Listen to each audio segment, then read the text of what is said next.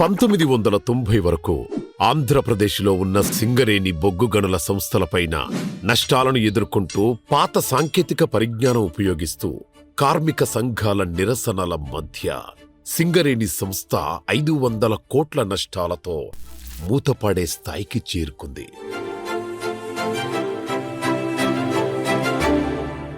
సింగరేణి సంస్థలో పనిచేసే బొగ్గు గని కార్మికులు 40,000కు పైగానే ఉండేవారు.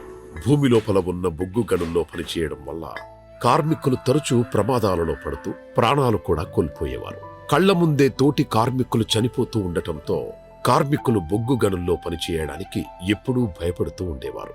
సింగరేణి కార్మికులకు రక్షణ కల్పించడం ఆ సంస్థకు చాలా కష్టంగా ఉండేది. కార్మికుల ప్రాణ నష్టం సింగరేణి సంస్థకు చాలా చెడ్డ పేరు కూడా తీసుకువస్తూ ఉండేది.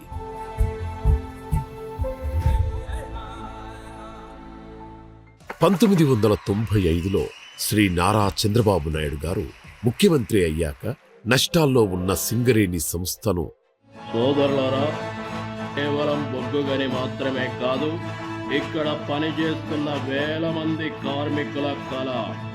ప్రతి ఒక్క కార్మికుడు కలిసికట్టుగా ఉండి ఆధునీకరణ వైపు నడిస్తే అందరూ అభివృద్ధి చెందుతారు.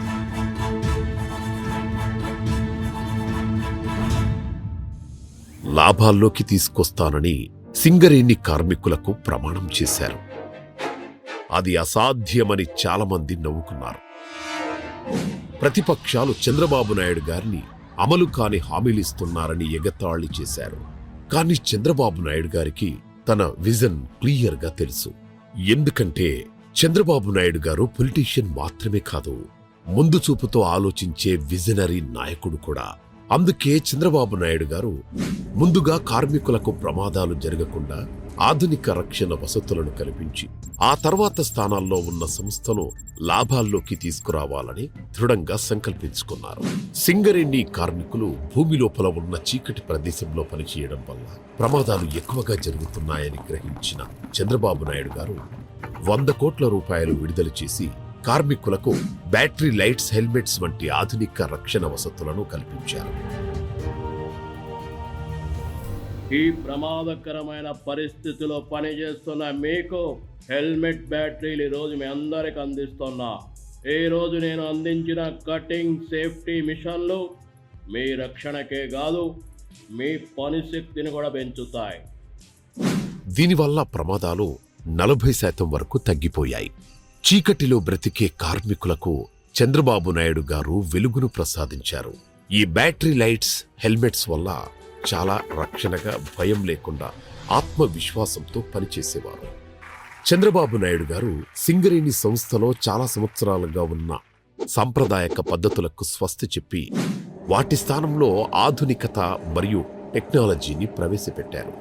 ఓపెన్ కాస్ట్ మైనింగ్లో వాకింగ్ డ్రాక్ లైన్లు, అధిక కెపాసిటీ గల డంపర్ వంటి ఆధునిక యంత్రాలను చంద్రబాబు గారు ప్రవేశపెట్టారు. అంతేకాకుండా ఓవర్ బర్డెన్ తొలగింపు మరియు బొగ్గు వెలికితీత కోసం ఇన్హీట్ క్రషింగ్ మరియు కన్వేయర్ టెక్నాలజీని మొదటిసారిగా జర్మనీ దేశం సహకారంతో సింగరేణిలో ప్రవేశపెట్టారు. అంతేకాకుండా అండర్ గ్రౌండ్ మైనింగ్లో లాంగ్ వాల్ టెక్నాలజీని కూడా ఉపయోగించారు. అన్నింటికంటే ముఖ్యంగా చంద్రబాబు గారు సింగరేణిలో ఇన్ఫర్మేషన్ టెక్నాలజీని ప్రవేశపెట్టి పర్సనల్ రికార్డులను ఆటోమేటిక్ చేయడం నుంచి మెటీరియల్ మేనేజ్మెంట్ సిస్టమ్ వరకు ఉత్పాదకతను మెరుగుపరచడానికి అనేక చర్యలు తీసుకున్నారు.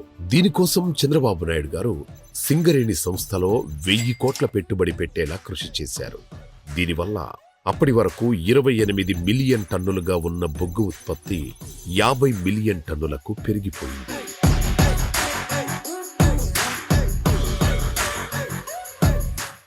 ఆధునిక పరిజ్ఞానం వైపు మనం చేసే ఈ ప్రయాణం అంత తేలికైనది కాదు. చాలా ఛాలెంజ్లు ఎదుర్కోవాలి. మన లక్ష్యం వైపు నడవాలి. సింగరేణి అభివృద్ధి చేయాలి. ఈరోజు చేసే ఆధునీకరణ భవిష్యత్తులో చరిత్రగా నిలిచిపోతుంది.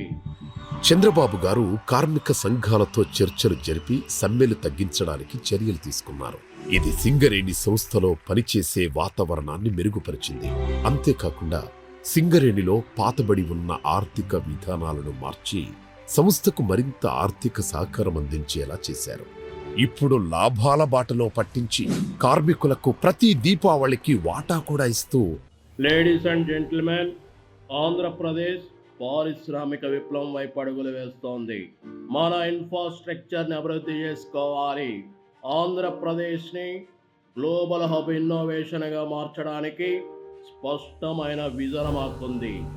మీలాంటి వారు సింగరేణిలో పెట్టుబడి పెట్టి వాటాదారులుగా మారాలి. మీ నుంచి 2000 కోట్ల పెట్టుబడిని ఆహ్వానిస్తున్నా. మీరు పెట్టే ఈ పెట్టుబడి మీ వ్యాపార అభివృద్ధి మాత్రమే కాదు, వేల మంది కార్మికుల భవిష్యత్తు. చంద్రబాబు నాయుడు గారు సింగరేణి సంస్థలో కొత్త విధి విధానాలను అనుసరించి ప్రైవేట్ మరియు ఫారిన్ సంస్థల నుండి 2000 కోట్ల రూపాయలు సింగరేణి సంస్థలో ఇన్వెస్ట్మెంట్ చేయడానికి చర్యలు తీసుకున్నారు. ఈ ప్రక్రియ నిరంతరం కొనసాగేలా చంద్రబాబు గారు అనేక చర్యలు తీసుకున్నారు. బొగ్గు తవ్వడం వల్ల పర్యావరణ పరిరక్షణ సమతుల్యం దెబ్బతింటుందని గ్రహించిన చంద్రబాబు నాయుడు గారు పర్యావరణాన్ని కాపాడటంలో అనేక చర్యలు తీసుకున్నారు. చంద్రబాబు నాయుడు గారు సింగరేణి సంస్థలో తీసుకున్న తెలివైన నిర్ణయాల వల్ల, అంతేకాకుండా సింగరేణి సంస్థ ఉద్యోగులకు అనేక బెనిఫిట్స్ తో పాటు లాభాల్లో వాటా కూడా ఇవ్వడం వల్ల ఇందులో పనిచేసే ఉద్యోగులు గౌరవంగా భావిస్తున్నారు. చంద్రబాబు నాయుడు గారు నష్టాల్లో ఉన్న సింగరేణిని లాభాల్లోకి తీసుకువచ్చి ఒక భయము నుంచి ఒక అవకాశాన్ని ఎలా సృష్టించుకోవచ్చు, అవకాశాలన్నీ కోల్పోయి నష్టాలు తప్పవనే సంస్థను ఎలా లాభాల్లోకి తీసుకురావచ్చు అనే విషయాన్ని సింగరేణి సంస్థ ద్వారా అందరికీ అర్థమయ్యేలా చేశాడు. అందుకే సింగరేణి చరిత్రలో చంద్రబాబు గారు చేసిన కృషి తరతరాలుగా గుర్తుండిపోతుంది.